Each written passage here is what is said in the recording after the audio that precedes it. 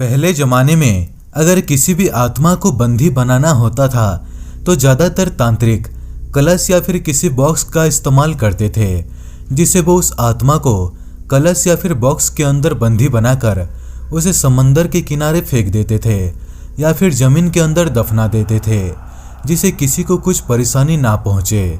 दोस्तों, आज का कहानी है आयुष के साथ हुई एक सच्ची डरावनी घटना के बारे में। तो मैं आगे की कहानी आयुष के पॉइंट ऑफ व्यू से सुनाऊंगा। ये बात है साल 2008 की। उस समय मैं और मेरे कुछ दोस्त मिलकर हमेशा घूमते रहते थे। दरअसल 2 महीने पहले ही मेरा कॉलेज का पढ़ाई ख़त्म हुआ था और इसी खुशी में मैं अपना लाइफ को एंजॉय कर रहा था। मैं और मेरे कुछ दोस्त सब मिलकर हर दिन नए नए जगहों पर जाकर पार्टी करते थे और बहुत मज़े करते थे। एक दिन मैं और मेरे कुछ दोस्त मिलकर बातें कर रहे थे, तभी मेरा एक दोस्त कहने लगा, बहुत घूम लिए यार, कल कहीं समंदर के किनारे जाकर फिशिंग करते हैं, बहुत मज़ा आएगा। ये बात सुनकर सारे दोस्तों को तो थोड़ा सा अजीब लगा, लेकिन बाद में सारे दोस्त समंदर के किनारे जाने के लिए मान गए। इस बात से मैं बहुत खुश था, क्योंकि फिशिंग करने का मुझे भी बहुत शौक था, लेकिन टाइम के चलते मेरा सपना कभी पूरा ही नहीं हो पाया। लेकिन मेरा सपना बहुत जल्द पूरा होने वाला था। अगले दिन सारे दोस्त मिलकर गाड़ी में निकल पड़े फिशिंग करने के लिए। समंदर के पास पहुंचने के बाद हम लोगों ने मछुआरों को कुछ पैसे देकर उनसे कुछ सामान लिए, जिसे हम मछली पकड़ सके। उसके बाद हम सब बोट के जरिए समंदर के सफ़र में निकल पड़े मछली पकड़ने के लिए।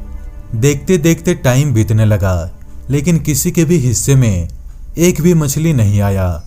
कुछ देर बाद हमारा बोट समंदर के बीचों बीच रुक गया और तभी मेरे फेंके हुए उस जाल पर एक बॉक्स फंस गया।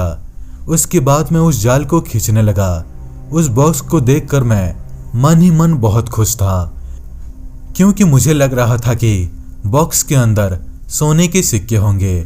उसके बाद सारे दोस्तों ने मिलकर ये प्लान बनाया कि बॉक्स के अंदर जो कुछ भी निकलेगा उससे हम सारे दोस्त बांट लेंगे। उसके बाद हमारा बोट समंदर के किनारे पर आ गया।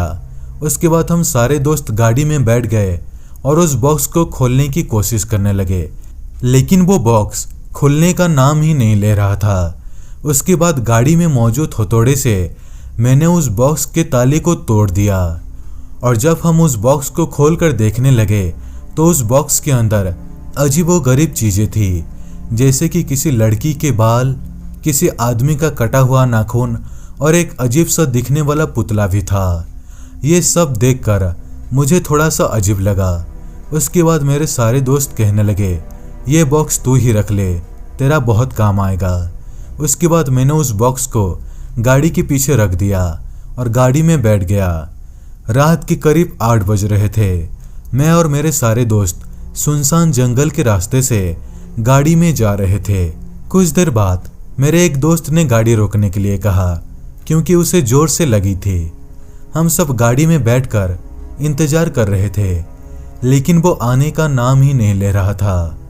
कुछ देर बाद सारे दोस्त मिलकर उसे ढूंढने के लिए गए, लेकिन वो हमें कहीं पर भी नहीं मिला। इस घटना से हम सारे दोस्त बहुत डर गए थे। सुनसान जंगल में उसका नाम लेकर चिल्ला रहे थे, लेकिन वो कहीं भी नहीं मिला। उसके बाद हम सारे दोस्त आकर गाड़ी में बैठ गए और तभी गाड़ी के पीछे मौजूद डिक्की से आवाज़ें आने लगे, जिसे हम सारे दोस्त बहुत डर गए। उसके बाद हम में से एक दोस्त गाड़ी के पीछे जाकर डिक्की को खोला तो डिक्की के अंदर एक काली बिल्ली थी। उसके बाद हम सब ने मिलकर ये फैसला किया कि हम पहले इस जंगल से बाहर निकलेंगे, उसके बाद जो करना है करेंगे। लेकिन सबसे अजीब बात यह था कि गाड़ी को हम कहीं पर भी ले जाते थे तो घूम फिर कर वहीं पर आ जाते थे। अब आगे क्या होगा? क्या सारे दोस्त उस जंगल से बाहर निकल पाएंगे? और जो लड़का गाड़ी से बाहर गया था उसके साथ आखिर क्या हुआ? जानने के लिए कमेंट में पार्ट 2 जरूर लिखें। दोस्तों, ये स्टोरी कैसा लगा नीचे कमेंट करके जरूर बताना। दोस्तों, अगर वीडियो अच्छा लगा हो तो वीडियो को लाइक करें, शेयर करें और इस चैनल को सब्सक्राइब करना बिल्कुल भी ना भूलें। तो दोस्तों, मिलते हैं अगले वीडियो में, तब तक के लिए धन्यवाद।